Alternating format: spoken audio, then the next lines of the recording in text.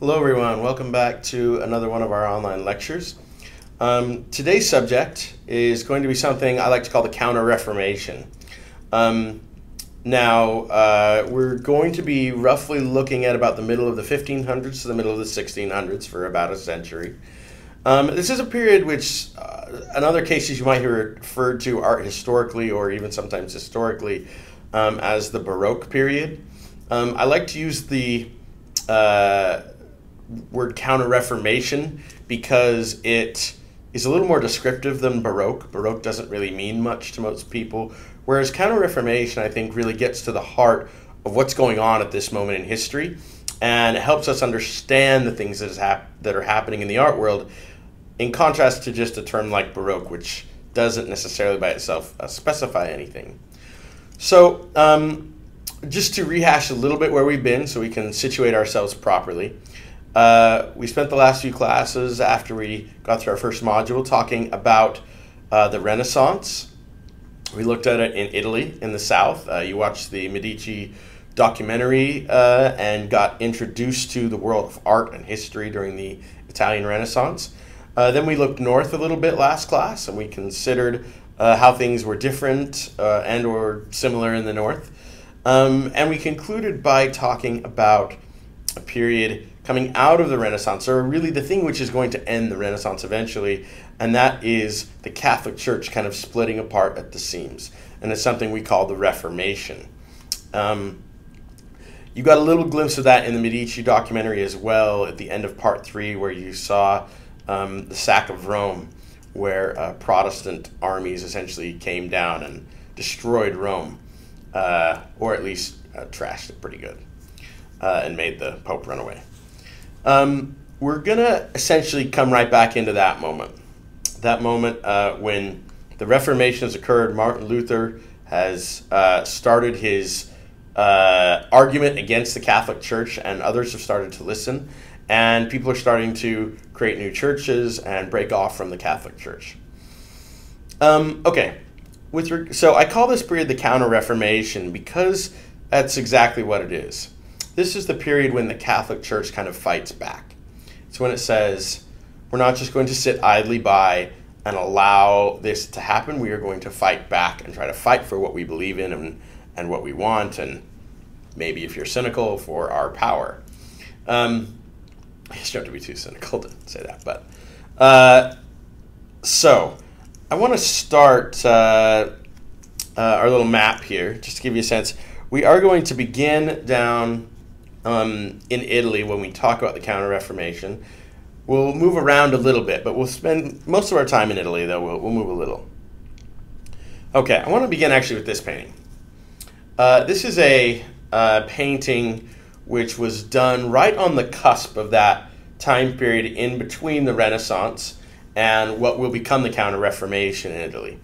It's a period where artists tend to get a little bit, it seems at least, artists tend to get a little bit bored with what they've been doing in the Renaissance, and they start to push kind of new boundaries.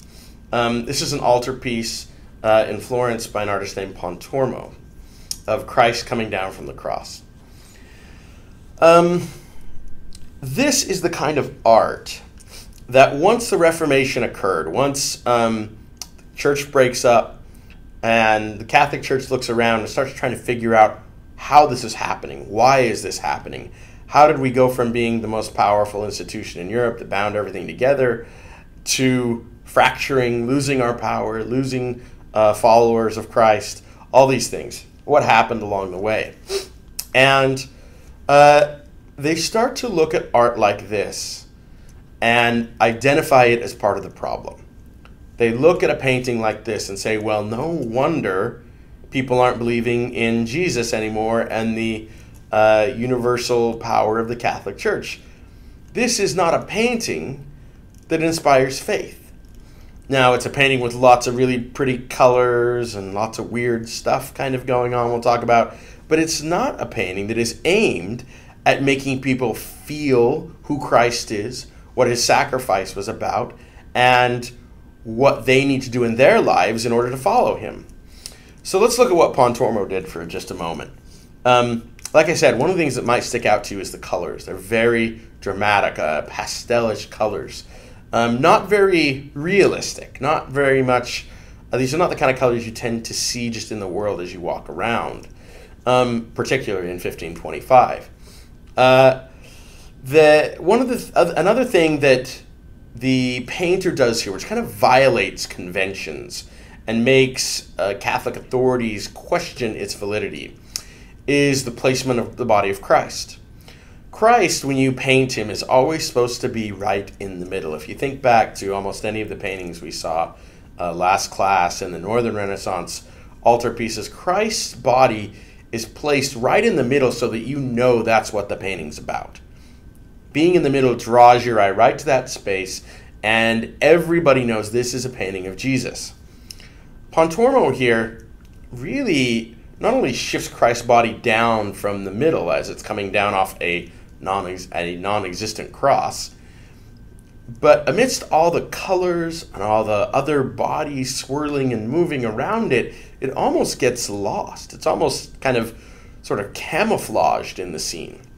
That's the opposite of what religious painting should do, according to Catholic leaders. It should emphasize Christ rather than have him be lost in the shuffle. There's all these figures that you're not quite sure what they are.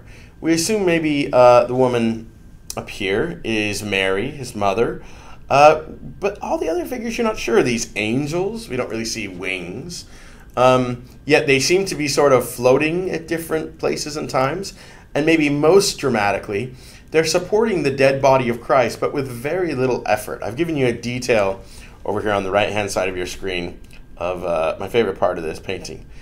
And let's say this is an angel, although again, it's not entirely clear because they lack some of their traditional characteristics.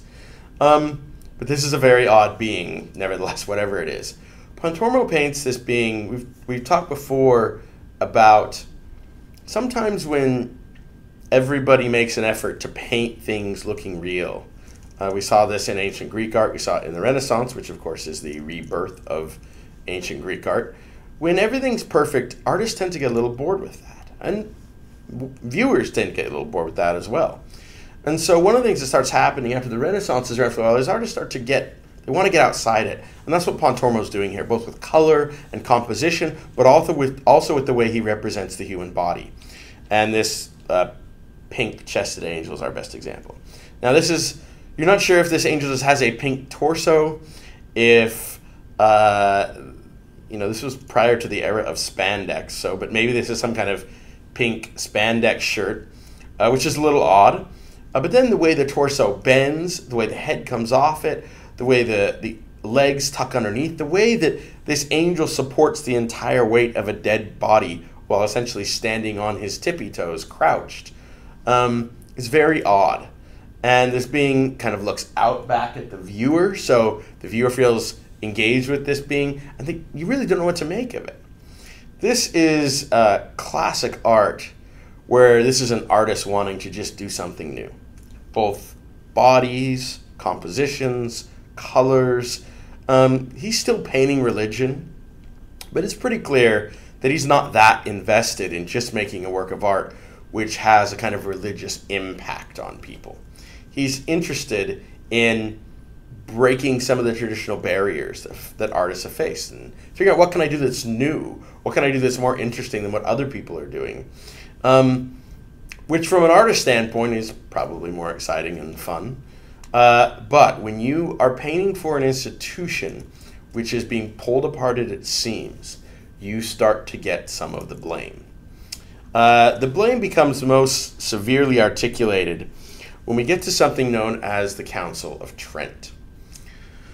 Now, the Council of Trent, as you see, starts in about 1545, and it goes for almost 20 years. This is not just one thing. It's actually a series of annual meetings, not always annual, sometimes biannual, sometimes every couple of years, but a series of meetings over the course of almost 20 years held by Catholic church leaders. And the whole point of these meetings was to figure out, what do we do with this whole Reformation business? What do we do? How do we combat it? How do we fight back? Make sure that the people who are in the church don't leave, and make sure the people who have left have the desire to come back so that we can return to kind of what we were, 20, 30, 40 years ago. So they get together, and over the course of 20 years, they try to do a few things. And there's a few bullet points on the screen for you I want to go over. So right off the bat, they legitimately say, we can't just run away from Martin Luther's arguments, and we can't just claim that Martin Luther was a crazy person. We need to consider them. And there might be some that actually have merit, and we need to reform the church based on his critiques. And there might be some things we want to kind of hold our ground on and reassert our position on and make an argument and a case for why that matters. One of the things they do is they really do take Martin Luther up on his advice to go back to the Bible. Martin Luther critiqued the Catholic Church because he said, I read the New Testament, and it's all about Christ holding up, the poor and the impoverished and the humble and the meek. And I look at the Catholic Church and I don't see that. And that's one of my problems. Well, they say, that is actually a good point. The Bible has to be a kind of rock. It has to be some authority centerpiece that we can build on. That being said, they would disagree with Martin Luther that is the only thing in the Bible. But they did tend to, popes after this period of time really did curtail the kind of extravagant living. You saw the Medici popes in the documentary, the 65-course banquets, things like that. They did say, Martin Luther's got a good point. The Pope also needs to be a humble individual. And he might wear still fancy robes and fancy hats, and the St. Peter's in Rome might still be a big fancy church. But there needs to be a greater emphasis on humility in the church. Another thing Martin Luther attacked was what are called the sacraments of the church. Some of the important rituals and ceremonies, the taking of communion and baptism. Martin Luther said, listen, that's not what it's about. It's just about faith and believing in Christ and being forgiven of your sins because of your belief. The Catholic Church says, no, that's actually not right. We do think that ceremonies, rituals, these things are important. They matter. Jesus himself was baptized. How can we not see that as an important thing when Christ himself set the example? And so we'll see in the art that one of the things that painters are going to be charged with doing is reasserting the rituals, the ceremonies, the sacraments of the Catholic Church. Now, where this will become most important for our class, since this is an art class, is another thing that they really constantly actually bring up in the Council of Trent is how important art is to this whole process.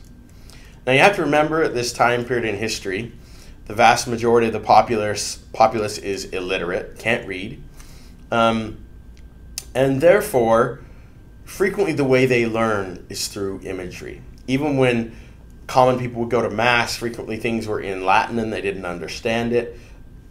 But everybody who sat there in the cathedral could look around themselves at stained glass windows, at sculptures, at paintings. All these things were tools, were kind of arrows in the quiver of the Catholic Church to fight back. Maybe the most important arrow. But it wasn't enough to just have art. We've had art for a long time. We've had art and it ended up looking like Pontormo's Descent from the Cross, and everything was pink and blue and couldn't see Jesus very well, and all the problems we talked about. They say we need art, but we need art that does the job it's supposed to do. We're a church. We're supposed to bring people to Christ. We need art that motivates people to do that, to do everything we and God demands of them as a church. We need art that pushes them, compels them to do that, not just look at it and say, oh, that's pretty. We need art to help us fight back against the tide of the Reformation. Okay, I want to start by looking at this painting by an artist named Veronese. This is a painting which actually has two titles. Sometimes if you see two titles on a painting, it's because we don't know what it was originally titled or didn't have an original title and there's some debate over the subject. That's not what's happening here, though. This is actually a painting which was originally titled The Last Supper by Veronese. Now, 1573, you can see we're after the Council of Trent has met. The Counter Reformation period is in full swing. Veronese made this painting of the Last Supper, and he got in a lot of trouble for it. He got called before an inquisition, essentially. And they asked him a bunch of questions. They said, so, you painted the Last Supper, huh? And Veronese says, yes, I did. And they said, so, why are all these other people there? Why is there guys with armor on, carrying swords? And why is there a dwarf in the front? And why is there these classical Greek columns and arches and this dramatic landscape that doesn't look like it's Jerusalem behind him? This doesn't look anything like the Last Supper. This doesn't look like it takes place, at the time of Christ. It doesn't look like it takes place in a humble circumstance. This looks like it's in a palace. You are giving people a false impression of this. And for a while, the transcript of the Inquisition remains, and for a while Veronese sort of tries to defend what he did. He says, well, listen, this is what painters do. We take stories, and we kind of fill in the blanks. We don't know the whole thing, so you got Christ at the table, and I put some other people in there because it seemed like it'd be a more exciting painting if I did. And they basically threatened the guy, and eventually he succumbs, and he just says, I'm sorry, I didn't know what I was doing. I didn't realize it was such a problem. I will change it. He actually didn't change the painting, though. He was smart. He realized all I need to do is I need to say this is not the Last Supper. So he found a subject in the New Testament where Christ goes to the home of a rich man and has a feast, a rich man named Levi. So he says it's not the Last Supper anymore. This is now the feast of the house of Levi. So the shift in title in this painting is emblematic of what's happening in the art world right now. There are new demands placed on artists, not to just paint what you want, but to paint things that conform with the demands of the Catholic Church. Now I want to show you this same subject. Let's say the subject is the Last Supper. It originally was, and we'll say it is. I want to show you another painting of the Last Supper that takes place a few years after this one by a different artist, and one that, in contrast, conformed perfectly to the demands of the Counter Reformation and the Council of Trent. Okay, so this is a painting by a guy named Tintoretto. Let me make it a little bigger for you. Sorry about that. Okay. So, same subject, but looks totally different. I'll put a comparison that I'll kind of come back and forth with, but I mean, these two paintings don't look almost any, other than the fact there is a table and people are eating, they look entirely different. And I want us to talk about the differences. What has Tintoretto done different? And how is it changing the meaning of the painting? How is it changing the kind of ideas that are conveyed by the work of art? Okay, so a couple things. First off, you might notice one of the first things he does is he alters the lighting scheme. Whereas in Veronese's painting, there's a kind of evenly bathed light covering everything relatively equally. Tintoretto decides to do it different. He instead has this very darkened space, which has very intense points of bright light, say around the head of Christ in the halo, or the fire kind of coming out of this lamp hanging from the ceiling. But generally speaking, it's not evenly bathed with light, but there's this kind of high contrast between light and dark. Okay? We'll talk about what that does. He's totally changed the perspective of the painting as well. Veronese's is a big table that runs flat across the entire surface of the canvas. Tintoretto has, in essence, if you were a movie maker in that lingo, he's picked up the camera and he's shifted its position. Now we have a perspective kind of looking down into the Last Supper on an angle rather than looking at it flat on. There are still a number of people here aside from the apostles. We have our table with the apostles, this woman here in the foreground. But now the people are doing something you would expect. They look like servants and they are feeding a dinner of sorts. So it is the Last Supper. You need somebody to make dinner. So now the people and the figures that are in the scene aren't just, well, it'd be fun to paint a guy with a sword here, but rather they're people which would have made sense if you had a kind of real window into the past. If you could have walked back 1,560 years and yourself been present at this event, this has much more of a feeling of, or at least the people in the scene make a lot more sense. It's in a much more humble circumstance, right? No big dramatic Greek columns and Roman arches, but rather a very simple, humble place, just a table, a darkened room, a kind of wooden roof you can see the beams exposed on, a humble, simple place. Now, the other thing he does is, well, let's talk a little bit about what some of those things do. Most of you have been to some kind of event in your life in which you were in an arena or a concert hall or something. And what they did is the whole place was dark until the band or the performer or the play started or something like that. And then all they didn't turn the lights on in the room. They just put lights on the stage, right? Spotlights and very carefully directed lights so that you in the audience stay in the dark, and that up there has points of light. What do you think why they do that? What is the effect of that? What might compel, Coldplay to want spotlights on them rather than just hanging out in a room where all the lights are turned on above? They do it because it's a fundamentally more dramatic thing. When you have a very dark space and very intense lights that come down into that space, it's fundamentally dramatic. People get excited about it, and it seems like what you're watching is important and more exciting than before. Tintoretto is essentially doing that in painting. He's utilizing this balance and this high contrast between light and dark as a way of making this scene more dramatic, more exciting, more engaging, more spiritual. So it is a technique that we still use today, and artists have used for a long period of time, and this is one of the moments where artists really recognize its power and bring it to the forefront because they need art, which is very dramatic. Dramatic things keep you attached to them, right? If you're watching a movie and it's very dramatic, you keep watching. If you're bored, you walk out of the theater, you turn the channel, you do whatever. This is an artist trying to make a painting that is so dramatic that you keep looking and want to look at it rather than move on to the next painting or walk out outside the church or whatever you might be doing. Okay, so our high contrast between light and dark, adding a level of drama. Those common people feeding into the narrative. One of the things, remember, the Council of Trent said is the Bible matters. We need to get back to the Bible. And one of the ways you do that as an artist is you try, when you make biblical paintings, to make it look like it could have occurred in the Bible, like it's bound to this moment in time. It feels like you have a kind of window into the past. And you don't have guys with swords hanging out in the Last Supper.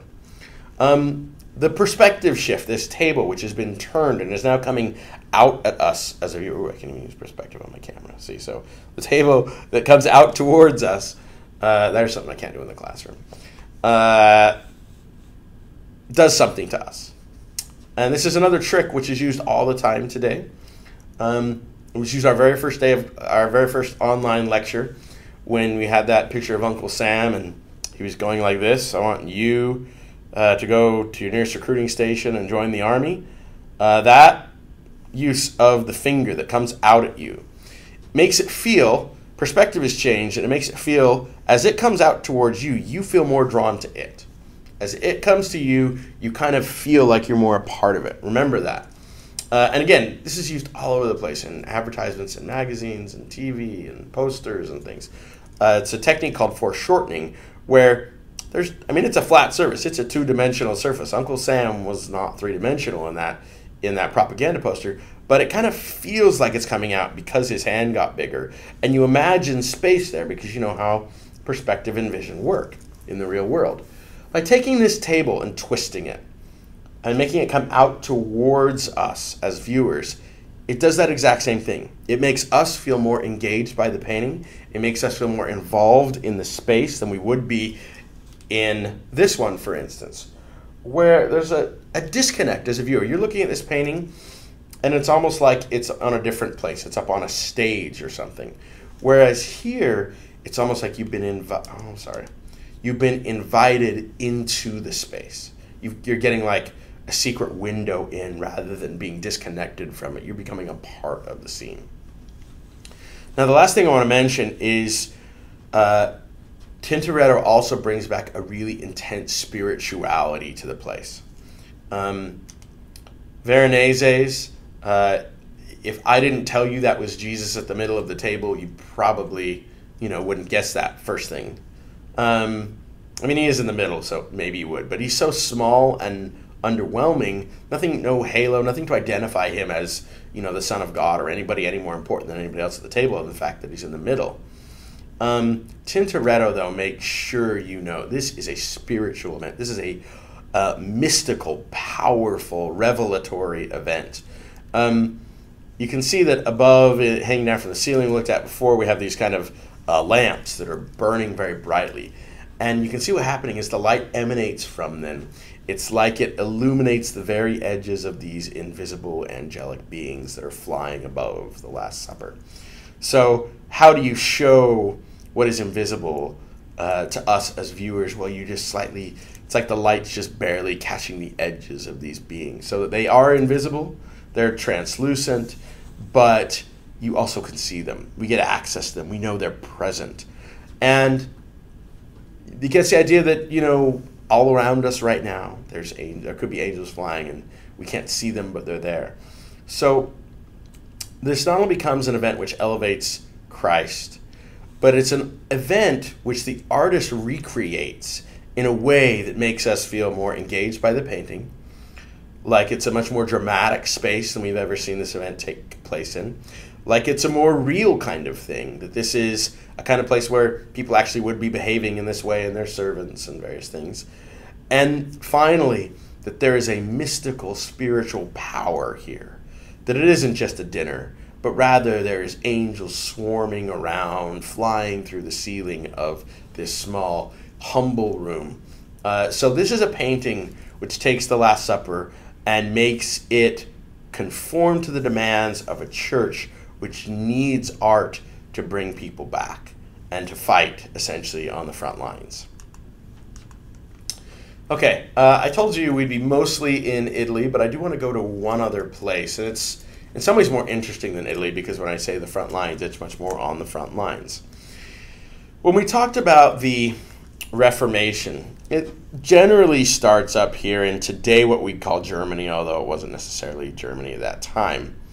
We'll call it the Germanic region. That's where Martin Luther and most of the reformers kind of had home base, and it kind of expands out from there. And those are the places which most readily reject the Catholic Church and go in the Protestant direction. There's a little place called Flanders I want to look at, and it's kind of highlighted in green up here. It's essentially a part of Belgium today, although it's a Dutch-speaking portion of Belgium. Flanders is kind of on the front lines because it exists in this kind of in-between space. If Germany over here, Germanic region going Protestant, France is Catholic, this is right in between them. And it's a cosmopolitan kind of place. Flanders is a very powerful place at the time because there's a bunch of important trading ports there.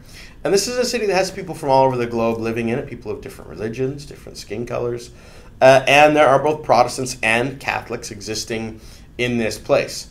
And in Flanders, I want to spend some time looking at one artist specifically, a guy named Peter Paul Rubens.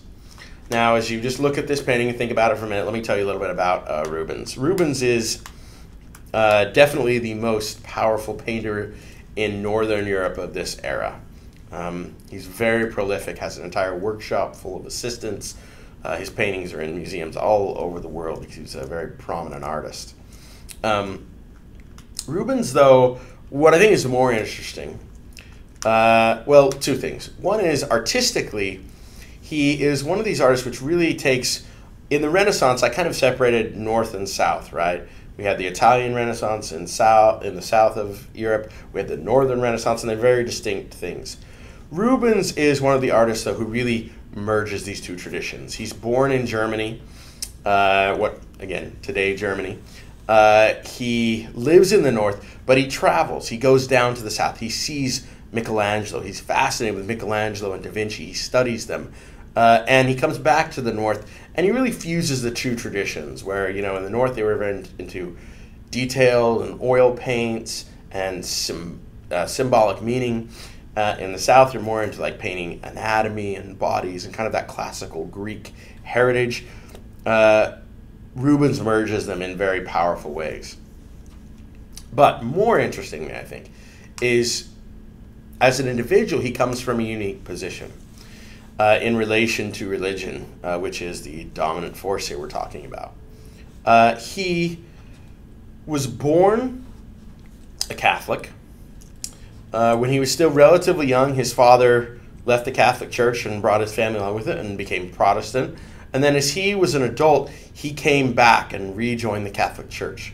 So he's kind of been on both sides of this argument. He's experienced Catholicism, he's experienced the Protestant world, he's come back to Catholicism, and probably more than anything else, what happened to Rubens through that experience is he recognizes there's kind of just good people everywhere. We don't need to hate Protestants because we're Catholics, and we don't need to hate Catholics because we're Protestants.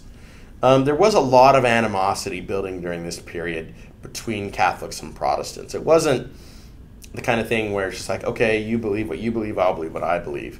It was, I'm right, therefore you are wrong and inspired by the devil and need to be destroyed. This is going to eventually erupt in full-out war, which we'll see in a few minutes. But before we get there, I think Rubens had the experience that most people do today. If you were to take a trip, say you went and lived in Afghanistan for 3 months, you found a family there, you lived in their home. Undoubtedly a different culture for most of you, but probably what would happen is you'd come back and feel like, yeah, there's some differences, and you know, they might dress differently and believe differently and live differently, but in the end, they're people like we are, and they want most of the same things. You know, they eat dinner at night around a table together, and they want to be safe. They want to, you know, prosper in their lives. They want to get some education. Frequently, once you get a kind of up close view of the enemy, as it might be in our case. I'm sorry, I'm trying to find where our enemy. Not that Afghanistan is our enemy, but if Al Qaeda is there, let's say. And here, again, Catholics, Protestants tend to view each other in that kind of enemy way. You realize, yeah, they're pretty much just like us. And so Rubens wants the conflict to end. He doesn't like this bad blood between Catholics and Protestants. But he really feels the best way to end it is to have all the Protestants kind of follow his footsteps. He thinks that we kind of need to end this Protestant experiment and come back to the Catholic Church. Let's just be one church again, then we won't be arguing, fighting, hating one another. And so he uses his art not only at the behest of Catholic leaders to try to inspire faith in people and to bring them back to the Catholic Church, he does it from a very personal place as well. He wants this rift to be healed, and he sees himself as a powerful artist of having the capability of doing so. He's such a famous artist. This is sort of akin to if you had a famous director, Steven Spielberg or something like that, where everybody just knows who he is. Everybody sees his stuff. Everybody likes his stuff generally. And they're influenced by his stuff. Rubens is in that position. He has a lot of power, and he wants to use it to bring people back to the Catholic Church. Okay, so I'm going to show you just a couple Rubens paintings. I'm going to begin with the Elevation of the Cross here. This is an altar piece. Now, this is kind of hearkening back. One of the things he's doing is he's just using a format which had been sort of not used as regularly now. This is actually the kind of format you'd find in medieval art and early Renaissance art. We saw some in our Northern Renaissance class. So it's called a triptych. There's 3 panels, and it actually will fold. So these outside panels will swing shut, and then you can open it. It sits on an altar in a church. Though for a while, people had kind of been discarding this format and just making paintings. By even going back to this more traditional format, Rubens is saying something, I think, about the past, an era when there was just one church, the Catholic, the universal church, binding us all together rather than all these little break-off Protestant sects around. But beyond just the format, which I think recalls the history, he's definitely doing some very dramatic things in the painting. I'm going to show you, this is a contrast between an original oil sketch he did. This is a study. This is before he makes the big painting up here at top. He wants to kind of try to lay things out, see what it's going to look like, do a kind of practice run, kind of the dress rehearsal painting. Notice that he changes a number of things from this original study, and the final version has some very new, different things about it. I want to show you a couple of things he's done differently. He adds, essentially, in the end, and talk about what that does. First off, he adds a different background to the scene. Whereas up here, you get a background which just looks kind of like a desert, an open area, which probably is relatively historically accurate. I mean, we're talking about, outside the walls of Jerusalem. So there's probably a historical accuracy that's present in the oil sketch, which he veers away from when he does the final work of art. And let's talk about what that does. So he puts behind Christ's cross coming up a kind of a rocky cliff thing with foliage and trees growing from it. It does, I think, two things. One is it all of a sudden gives this very dark background, which allows Christ's very light body to stand out. The same thing we saw Tintoretto doing, that contrast between light and dark, that spotlight effect. You don't get that in the early study. Without, you have background, which is kind of sandy colored, which isn't that different from flesh colored, and everything kind of merges and is a little too monochromatic. So he puts behind Christ this darkened, cliffy tree area so that his body can really stand out from the background in that dramatic way. And of course, this is an era of when they don't have spotlights. When you see that intense light, it almost looks like God himself has opened a window, like a beam from heaven coming down to light up the body of Christ. The other thing it does is, let's say that when we looked at the last painting, I told you one of the things Tintoretto wanted to do is make it look like a window into the past. Like this looks like we imagine it would have looked like at the time of Christ. So there's a kind of reality to that that's important for a religious believer. There's also a detriment, though, to that. If I make a painting whose entire goal is to capture what it looked like in Jerusalem in 33 AD, and everybody's wearing the right clothes, and all the buildings look right, and the landscape looks right, all these things look accurate.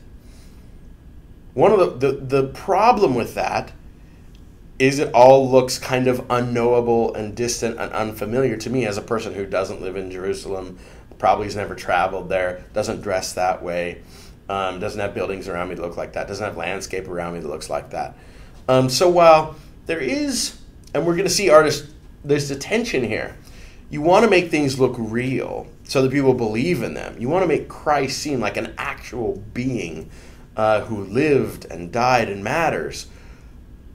And so you want to make it look historically correct. But if you go for too much historical accuracy, there can be a little too much distance between my experience and what I see on the canvas. One of the things with this kind of rocky cliff and this foliage, he's essentially making this look much more like the landscape of Northern Europe, where you have kind of rocky cliffs and green foliage growing on them, rather than Jerusalem. So not only does it allow the body of Christ to really stand out in this intense kind of glowing spotlight way, it also creates a landscape, which in contrast to this one, which looks much like, a kind of desert in the Middle East, it creates a landscape and a place that makes it look like the crucifixion is happening in somewhere I've seen before. I know, is familiar because of the trees, the leaves he uses, the rocky cliff, all these things coming together. He also, from the study to the final piece, changes how the cross is positioned. In this one up here, you can see the cross is kind of just almost being brought straight up across the canvas, whereas in the bottom one, he has it so it's kind of twisting and coming up. Sorry, I'm not doing this right. It should be coming towards you. So it's like this, and it's in the process kind of twisting and coming up towards the viewer. Let me go to this one where we can see up close a little better. This, again, a much more dramatic pose. You don't see the body of Christ in that kind of flat presentation. His body's flattened out. You almost can miss it. Here, it's a much more dramatic kind of twisting and turning, coming up. A lot more movement and motion. And that is emphasized by these massive, hulking, muscular figures who pull this up. When we watched our very first documentary in class, and we talked about the human body in ancient art, and about the documentary made the claim that just as they, even when they could represent something real, they get kind of bored with it and they tended to exaggerate it instead.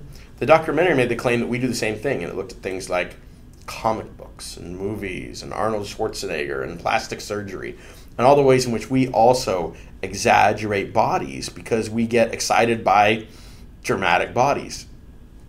These are comic book-esque bodies in the painting here. I mean, these are bodybuilders prior to the era of bodybuilders. People don't just walk around looking like that. But just as when you pick up a comic book and you open it and the superhero has that same body that guy has pulling up the cross, it's done for the same reason. It's just more dramatic. And again, these are artists who want people to look at their paintings and be affected by their paintings. And if it's dramatic rather than boring, they're much more inclined to simply look. And when you look, you see and you think, and you're affected by what you see.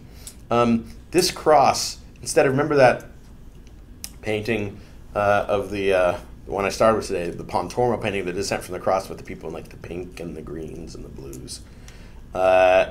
Whereas people were holding the body of Christ kind of on their tippy toes, like it doesn't really weigh very much. This takes a lot of effort to bring this cross up. They're doing something real here. This isn't a magical cross sitting up. This is actual guys with giant muscles using every bit of strength they've got to hoist this up.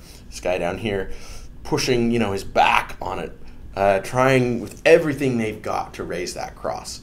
And because of their muscles tensing and flexing and that cross being halfway up and the body of Christ kind of being pulled down by gravity against it, you feel the pressure and the pain in his hands.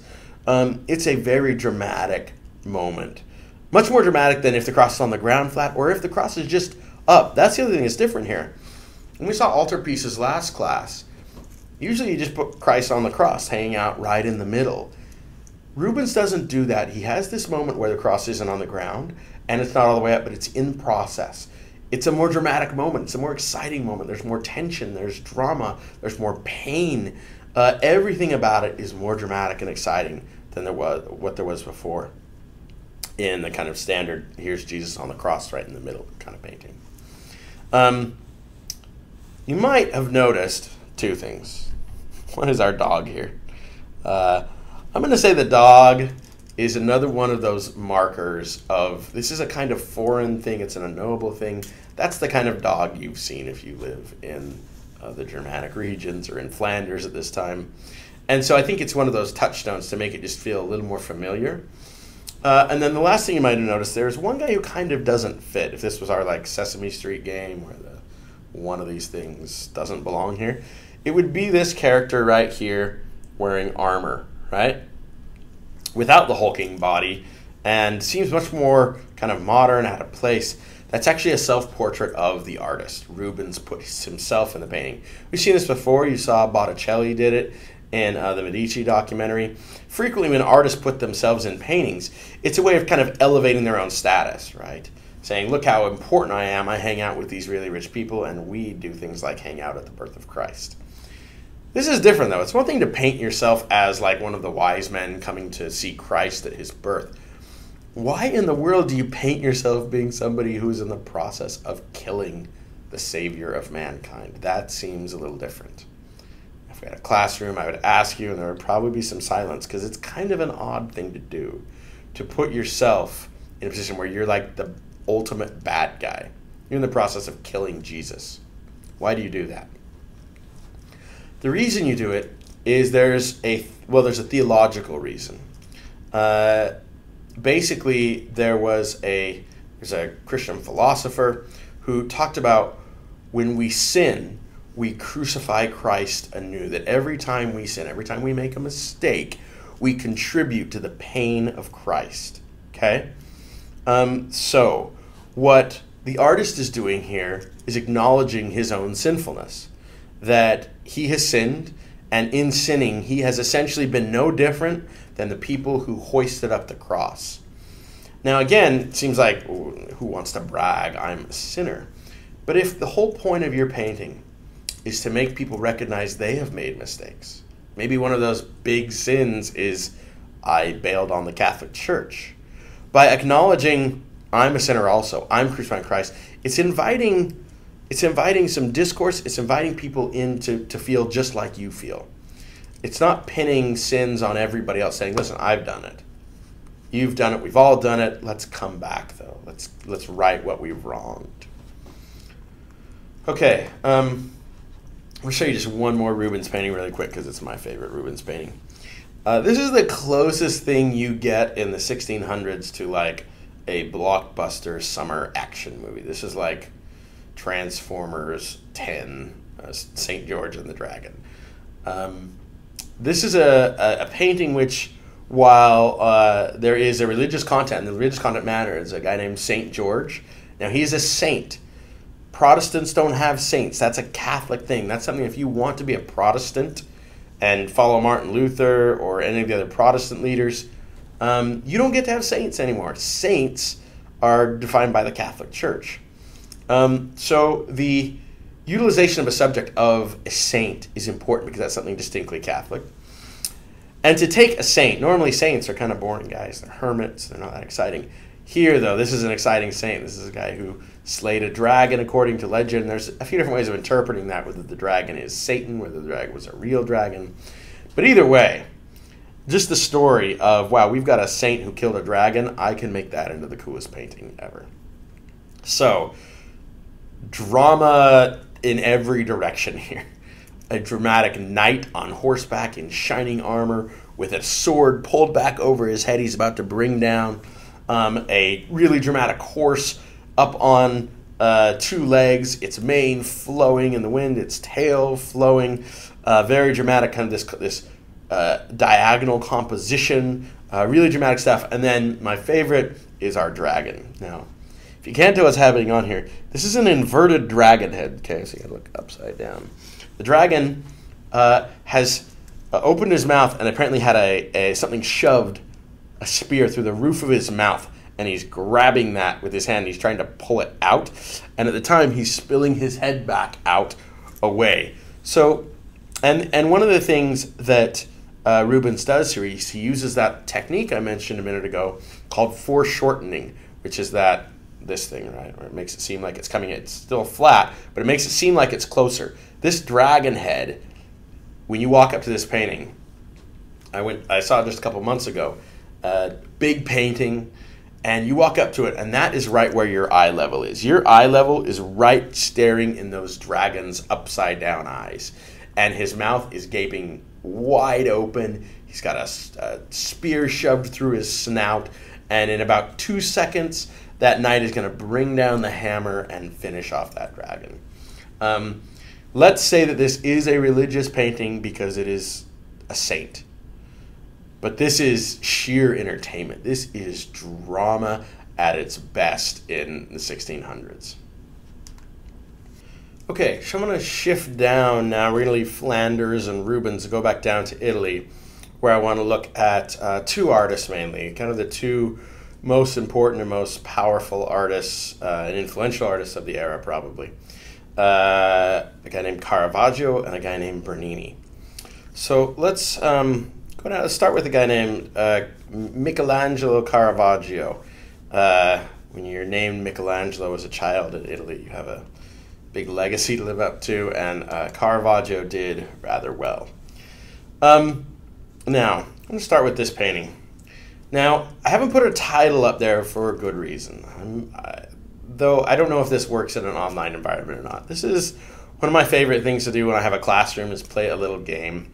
For a purpose. We'll see why we do it. But there are times when not knowing a title to a painting is good because it helps you think through what people just would have seen and what artists have done to try to communicate ideas independent of whatever the title might give away about the subject. So whenever I teach this painting, I put it up like this without a title. And I ask my students, so what do you think this is a painting of? If you had to give it a title, if you had to say the subject of this painting is X, what would it be? And I do it that way because it's a little odd. You got guys sitting around a table. They appear to be counting money of some sort. There are some really, there's big gestures going on, pointing at yourself, pointing at other people. They're wearing, relatively fancy kind of clothing. Most of the guys are on the table looking at the money. but it's not totally apparent what we're looking at here. But in actuality, what we are looking at is a painting of Jesus calling his disciple Matthew. Now, if you haven't found Jesus yet in the painting, he's the guy off to the side over here in the shadows. You can barely see. There is a tiny halo right there, just to make sure you know it's Jesus. Now, this seems to be the opposite sort of what I said good Counter Reformation art should do, right? I said that, Pontormo painted it and Jesus kind of got lost in all the colors, and Veronese painted that Last Supper painting, and yeah, Jesus in the middle, you kind of can't see him. Same thing's happening here. But this is art that actually the Counter-Reformation Catholic leaders loved. So let's talk about why. Jesus does get lost in the scene a little bit, but that can be a positive thing, okay? What it does, when you put Christ right in the middle of everything, everything feels kind of formulaic, okay? What it feels like is when you see Jesus right in the middle of the painting, the first thing you know is that there, at some point in time, was an artist who had an idea in his head, is I'm going to make a Jesus painting, and I got to put Jesus in the middle. What Caravaggio starts to do in his art is, I'm going to give it, though obviously they wouldn't have used these terms because they didn't have cameras, but it has a kind of like candid snapshot quality, where it doesn't feel quite so composed and thought through and invented in an artist's mind. It feels like an artist was able to just kind of capture a moment. Because guess what? In the real life, people don't just the important people aren't always right in the middle of everything, but they're off to the side. They're in shadow. Other things are going on. So while he is de-emphasized, meaning Christ in this painting, the de-emphasis is important because it's designed to make it feel real, feel common, feel knowable, feel not so just made up in somebody's head, but like it's capturing a real moment in time. Caravaggio, probably more than anybody else in history, is tied. We've looked at two artists now, Tintoretto and Rubens, who like to use that intense contrast between light and dark. Probably more than any artist in history, Caravaggio is the artist who does that best and is most well known for it. So that face, just as we talked about the body of Christ in Rubens' painting, when you put that kind of little, cliff with trees on it behind it, made it stand out. While he is hidden, notice how Christ's face, once you find it, really does stand out from everything around it because of the darkness everywhere else. Matthew, just so you know the story, Matthew was a money changer. There's a little bit of debate on which person is Matthew in this scene. It's probably this guy here who's staring down at the money and hasn't even seen Jesus yet. So he's so involved in his job as a money changer and so distracted by it, but eventually he will give it all up to go follow Christ. Now, the other thing that's happening, though, I said that the informal kind of composition here makes it feel kind of like a snapshot, like you're just capturing a moment in time. But the one thing that doesn't seem that way is these guys sure don't seem to be dressing much like people dressed back in the time of Christ. Now, Christ and his companion might be there in these kind of, wraparound toga-esque robe things. But these guys are clearly wearing much more modern Italian dress. So this is another one of these moments where an artist is trying to balance the two extremes. The one being total historical accuracy, and the other being a need to make things relatable and familiar and knowable. And if you go for only historical accuracy, you lose the relatability and the knowability. So in one sense, this is very informal. It almost feels like a snapshot from history. In the other sense, the people around the table are the kind of people you know if you live in 1600 in Italy. They wear clothes that are recognizable and are modern so that you can imagine yourself as that guy at that table and Christ calling you. And again, remember, Counter Reformation.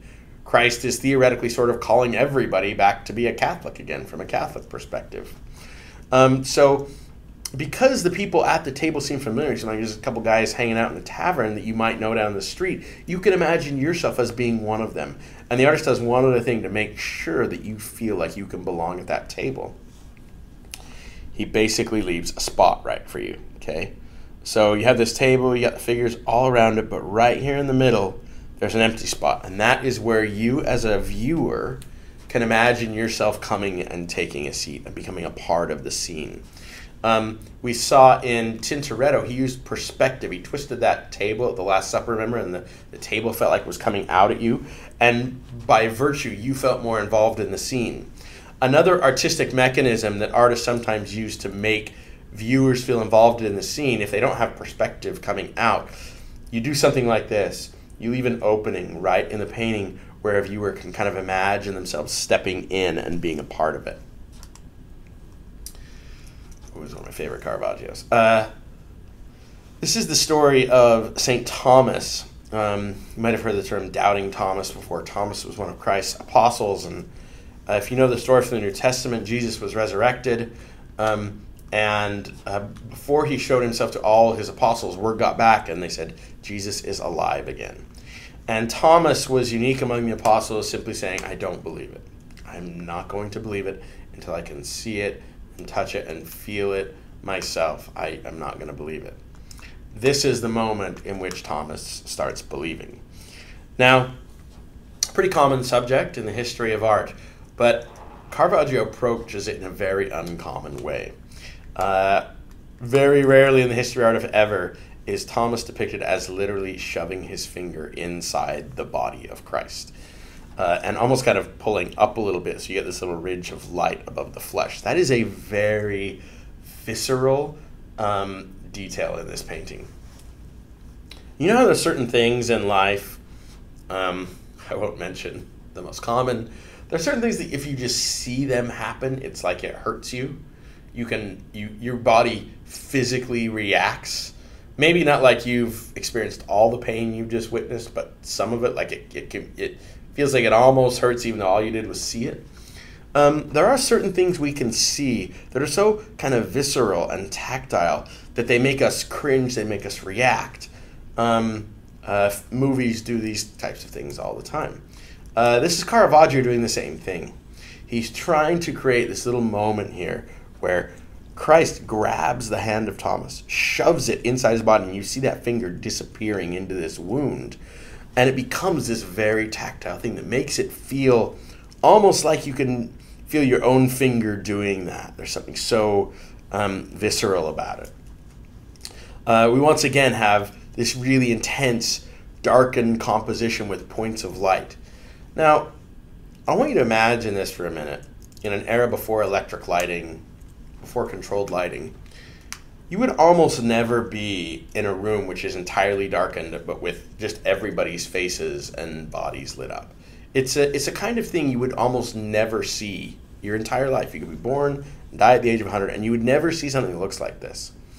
So when you see it here, before the era when spotlights exist and could do this, you have to ask yourself, what is making the light? What is making it look like this? And the only answer is God. That not only do we have Jesus in the painting, but it's almost like God has this spotlight beaming down from heaven to illuminate just what's important in this scene. And it becomes very dramatic, not only because you have the contrast between light and dark, but it becomes dramatic because you assume the source of the light has to be heavenly. It's this glow from heaven coming down. Another thing Caravaggio is very into doing, which is apparent in this painting, is he's into using very common people as his subjects. Usually when you see a painting of the Last Supper, Jesus always looks, beautiful, handsome, but usually all the apostles do too. Everybody looks really nice. Everybody looks good-looking guys. Usually relatively youthful, but kind of ideal visions of people. Caravaggio is really into just taking common people off the street and having them be models for people like the apostles. And they have wrinkles, and they have warts, and they have tears in their clothes, and they aren't, they have big noses, they got ears that are too small or too big. They got problems. But that's life, right? When you look at the apostles in say, Da Vinci's Last Supper, you don't feel like any of those people you're looking at you know. You don't feel like that's Grandpa Joe or something like that. But these guys, that's Grandpa Joe and Uncle Bob and whoever. They look like regular people. And that's one of the ways, again, an artist makes you feel a part of it. That you can imagine, you know guys who look ugly and wrinkled and have torn clothes like this if you're living in Italy in 1601. This is fundamentally knowable. That now, used to be that you paint the apostles looking beautiful because you want to convey a sense of their perfection and their idealization. Caravaggio's going the other direction. He says, no, I want these people to be common, to be like anybody else. They were just plucked off the street, plucked out of their money-changing job like we saw in the last painting. They were just regular people. Let's paint them as regular people and make people then connect with this painting in a more intense way. So by he's using not only the drama of that contrast in light and dark and these really visceral moments, but he's using knowable prototypes so that you feel comfortable, so that it looks knowable and recognizable to you. Just want to show you one more Caravaggio painting to sum up a little bit. He does use, notice here, the one thing he adds to his game is he uses perspective. Notice how he's turned that stone, which is down, oh, you can't see my laser pointer, sorry, I have it. The stone down here, it isn't flat across the canvas, but instead it comes out to a point. So again, you get it as if it's coming out. And literally, as you stand in front of this painting, it's like Christ's body is being lowered down into a tomb right where you are. Again, high contrast between light and dark, the glowing body of Christ illuminated by, you imagine, some kind of heavenly beam coming down. I want to use this one just as a foil and to kind of sum up before we move on to our final artist we're going to consider in the Counter Reformation period. This is basically the same subject as the painting we started with, the Pontormo painting. But it couldn't look more different. Instead of the body being lost in the scene, Caravaggio's Christ stands out. Instead of it being this kind of weird body, which doesn't seem to have any real weight, you know, people hang out on their tippy toes and carry the dead body. These guys are actually holding on. Dead bodies, I would imagine, I have kids, and even there, when they're like asleep and I have to care for them, they're heavy. Grown men, we're talking a couple hundred pounds, you got to grab on. You see the old man who grabs his wrist and pulls everything out. This guy here, you can see his fingers kind of tugging at the flesh of Christ. He's like straining to hold on. There is a reality to this scene that was totally absent in Pontormo's painting. Pontormo was all fantasy. Caravaggio is about taking these otherworldly events and balancing fantasy with reality. He wants it to be real enough that you connect with it, but he wants still that kind of spiritual power. He wants some magic. He wants some power there to convince you this isn't just anybody who died. And so that's where the intense lighting comes in to kind of give you that sense. Okay, before I talk about our final artist for today, I just want to mention an important historical thing happens kind of in between when Caravaggio and Rubens are painting in the early 1600s and the middle of the century. It's a war known as the 30-Year War. This is a war that it isn't exclusively this, it's mainly a war between Catholics and Protestants. If you're a Protestant, you are fighting to kill Catholics, and if you're a Catholic, you're fighting to kill Protestants. Because of that, it is a very brutal war. Because now your enemies aren't just the soldiers on the other side. Your enemies are anybody who happens to have a different belief than you, and that could be man, woman, child, or anybody else, if there's anybody that doesn't fit in those categories. They're a Protestant, slaughter them, kill them. And this is a print from the time showing a kind of mass execution hanging from trees. Really brutal stuff during this war. Now, I bring this up because one of the things we're going to see in our final artist during this Counter-Reformation period, a guy named Bernini, is a very combative sense. And remember that while Bernini's making his art, it isn't just a spiritual war that's going on between Catholics and Protestants. It's a physical one. We're supposed to kill all them, they're supposed to kill all us. And that changes the way people react to the art. Okay, so I want to start with a famous sculpture by Bernini. Bernini was, like Michelangelo, a multi-talented artist who could do a lot of different things, although what he was really good at and what he was best known for was his sculpture. We're going to look at some architecture in a minute, but sculpture is his home. And I wish it would be good if I could take you in every class I ever have to walk around and see actual art in person, because things do change. Let me just say this about Bernini's sculptures, and I won't show you all of them today, but a couple. Bernini, for me, when I've seen them in person, they are more visually striking than any sculptures I've ever seen by any other artist. This guy was really, really good at what he did. He does things in sculpture that look just unbelievably beautiful and compelling and real, and he gives, he takes stone and really feels like there's human flesh in it. So he was such a good sculptor that the French king wanted Bernini to come up and sculpt for him, and he basically told the Pope he would go to war if he didn't send Bernini up to sculpt for him. So that's pretty good. If you're an artist and somebody's willing to start a war over you making art for them, you've done well. So a really prolific guy. But let's start by looking at David here. Now, we've seen David before. We've seen two Davids, in fact. We've got Donatello's and Michelangelo's.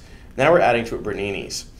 And probably right off the bat, you can see that Bernini chooses a different moment from the story of David. If Michelangelo's David is before the battle, so he's kind of sling over his shoulder thinking about killing Goliath, Donatello's David is after the battle. The head of Goliath has been cut off. Bernini's David is right in the middle of the battle. And again, that's important because this is when the 30 Years' War is happening.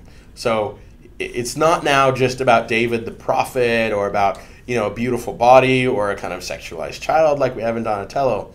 This is about fighting. This is about war. This is about killing. But this is about the guy who's on the right side, fighting for the right cause, being given otherworldly power to accomplish what he needs to accomplish.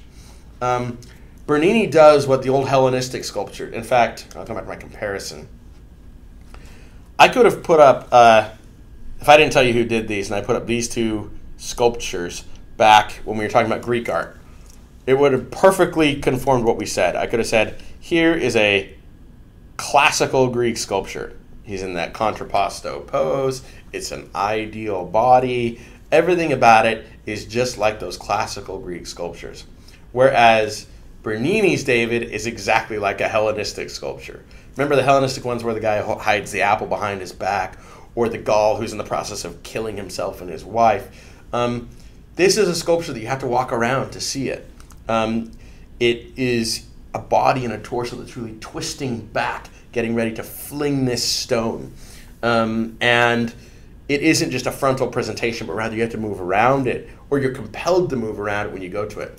It's a... Whoops, sorry, wrong direction. While these two sculptures, Michelangelo and Donatello's, are both named David, in both cases, to some degree, David is an excuse to get to other ideas, to talk about maybe the Florence against the Medici, or however you want to interpret David. Michelangelo, or maybe it's a erotic child with Donatello. Bernini's, though, is about David. Notice what he does. He adds a little pouch around the shoulder where you'd hold your stones, because if you're going to fling stones, you kind of need the pouch. He's got the armor that he was offered in the battle but didn't wear, discarded on the ground beside him. He's got this dramatic sling with a stone in it, and he is focused. Sorry, going the wrong way all over the place. When you look at the intensity of his expression, he's biting his lower lip. He's getting ready, focusing with everything he's got to take out Goliath. So while God might be on his side, this is a strong, muscular, focused, intense David who seems like a warrior on the battlefield more than anything else. And in the time of the Counter Reformation, and specifically the 30 Years' War, that's an important thing. Okay, another sculpture by Bernini. Even calling it a sculpture is, I think, underestimating what it's doing. This is kind of like a multimedia presentation. This is a little church in Rome. And in churches, churches have what are called side chapels, these kind of little niches off to the side. And frequently what happens is a wealthy family will commission an artist to make a sculpture or a painting or something to go in that side chapel. They will get the chapel named after them, and usually it's a way of kind of buying your way into heaven, sort of. In this little church, one of these side chapels was patronaged by a family known as the Coronaro family, so it's known as the Coronaro Chapel, and they commissioned Bernini to make a sculpture in there of Saint Teresa. Now, we've already seen with Rubens, saints are important. Saints is a very Catholic thing. Though this is a little different. This is a female saint. This isn't now a guy on horseback and he's really exciting to look at. This is a female saint. Saint Teresa was a woman who had a really dramatic vision of an angel, and she recounted this very dramatic experience she had and the feeling she had, and because of this otherworldly vision and revelation she had, she became a different person and eventually became a saint and was converted in a new kind of way with a new kind of intensity. So Bernini sculpts out of marble in the center of this chapel Saint Teresa with this angel kind of in the process of her vision. But he does much more than that too. Now, I want you to imagine you're kind of standing, if this image, so you're standing here and you're looking up at this, and let me tell you a few things you'd see. First of all, probably the most dramatic thing about this sculpture is what he does behind it. Come back to this one. You can't see this as you look at it. You just see a sculpture. But when the sun is out and it's not a cloudy day and it's coming through, something really dramatic happens. Because what Bernini does is behind this piece of architecture right here, he hides a little window. And he puts stained glass, yellow stained glass in it. And to that he connects these giant brass shards that look like rays coming down. And so what happens is when light comes through that, it reflects off the metal and then pours down a kind of yellow glow on the statue below it. So while the statue is nothing but marble and it's white, he's essentially using colored light to infuse that marble with a kind of intensity and drama that usually you can't do with sculpture. He's controlling the entire presentation so we can add yellow light essentially to his composition. And if you've ever seen direct sunlight reflect off of metal, it's really intense. And if you get that in your vision, it's a pretty dramatic presentation. He adds to that a couple things. If you were standing in front of the sculpture and you look to your side, he actually sculpts little, what look like theater boxes. Okay, so like you're at the opera. And in those boxes, he sculpts the members of the Coronaro family as if they're there watching this event. So what he basically does, if Caravaggio was most famous for his kind of employment of light and dark, that contrast, Bernini is maybe the most theatrical artist in history. There probably is not another artist who the word theatrical applies more aptly to than it does Bernini. And he makes clear that by doing things like literally sculpting theater boxes in front of his sculptures, so that when you look at it, you essentially become part of the audience. Like this is a big theatrical display, like you're watching a play or a reenactment of this actual event. But before we leave, I want to get up close to this sculpture and focus on the face of St. Teresa. And I want to read this little excerpt. This is of St. Teresa's account of this experience that Bernini's basing his sculpture on. Now, see what stands out to you when we read this. St. Teresa said, "I saw in his hand a long spear of gold, and at the iron's point there seemed to be a little fire. He appeared to me to be thrusting it at times into my heart, and to pierce my very entrails. When he drew it out, he seemed to draw them out also, and to leave me all on fire with a great love of God. The pain was so great that it made me moan, and yet so surpassing was the sweetness of this excessive pain that I could not wish to be rid of it. The soul is satisfied now with nothing less than God. The pain is not bodily, but spiritual, though the body has its share in it. It is a caressing of love so sweet which now takes place between the soul and God, that I pray God of his goodness to make him experience it, who may think that I am lying." Now, I don't know if depending on who you are, I guess, what your life is like. I don't know if you recognized it, but that is there's a lot of erotic imagery in that passage. The arrow with a little fire at the tip that's being thrust in and out of her, that is causing her to moan. It hurts so bad, but it's such a good pain, she doesn't ever want it to stop. That's very erotic language. And Bernini does not hide the eroticism in his sculpture. He essentially, there's an art historian who described this as an orgasm in stone. That basically he sculpts Teresa as if she is experiencing a kind of sexual pleasure here with this angel. Now, that might seem kind of odd for the Catholic Church, right? In the Counter Reformation, you want to bring people to Jesus and to Catholicism. You might think sex might not, they're usually kind of tight on sex in the Catholic Church. Why use that? In the end, sex sells, and it just does. Regardless of whether you want to proliferate in society or not, it attracts people. And maybe most importantly, it's something most people understand. Most people have experienced it. Most people tend to like it. And therefore, it's something knowable again. Part of the trick of an artist is to create something that's not only spiritual and powerful, but that's knowable and familiar.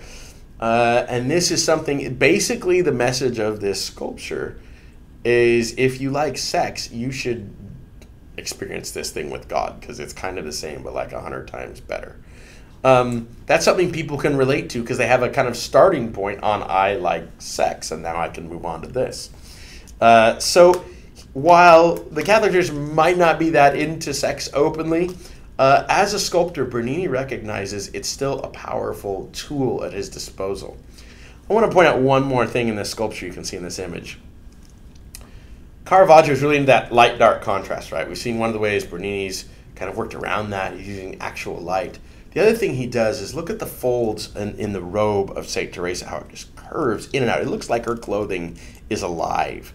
But one of the things it does is it creates that kind of light-dark contrast naturally, because you get these moments, these deep shadows and crevices where the robe folds over, where it gets very dark, and then you get where the robe comes up and the light hits it and it becomes almost, it becomes really white. And so while in a sculpture you can't manufacture that light-dark contrast the way you can in a painting, Bernini essentially figures out a way to sort of do that a little bit. Okay, the last thing I want to show you today of Bernini's is, I mentioned he was such a powerful sculptor. Everybody wanted him for things. And one of the biggest commissions he was ever given was he was supposed to design the entranceway to St. Peter's in Rome. Now, St. Peter's, as you probably know, the seat of the Catholic Church, the most important church in the Catholic world at the Vatican. The church had been rebuilt during the Renaissance. It was torn down and rebuilt. And the church itself was done at this point in time. But there wasn't, it was kind of just there, and they wanted a grand entranceway, and they gave Bernini the job.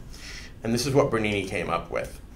So as you're looking at this plan, this is the church that was there. All this stuff out here was Bernini's design, this giant oval courtyard leading out. There are sculptures. I'm going to come back. You can see the sculptures here along here. All these little dots you see here are giant marble sculptures on top of this. Really dramatic stuff. You see this in lots of movies, the huge gatherings here. But I want to show you what Bernini envisioned. There's this sketch in Bernini's sketchbook of what he was wanting to communicate. And what it is it's a pope or something like that reaching out with his hands to kind of encircle the masses, kind of like a hen gathering in her chicks. So when he designs this piazza for St. Peter's, it's not just, oh, I'm going to make a circle and then I'm going to put some statues. But it is specifically, he's trying to figure out how to use forms and architecture as a way of communicating an idea of bringing people in, bringing people back to the fold. Remember, this is people who have left the Catholic Church. I want them to come back. And it's almost like he's amended to St. Peter's, these giant arms reaching out to kind of bring people back into the Catholic Church. So a really talented guy, really prolific in his life in both sculpture and architecture. And at the root of, he's a perfect example of what the Counter Reformation is about, to draw people back into the Catholic Church and use art as a means of doing that. All right, that's it for today. I'll see you next time when we will talk about the Dutch Republic and go back up to north in Protestant country and see what in the world is going on with art up there. All right, take care. Bye.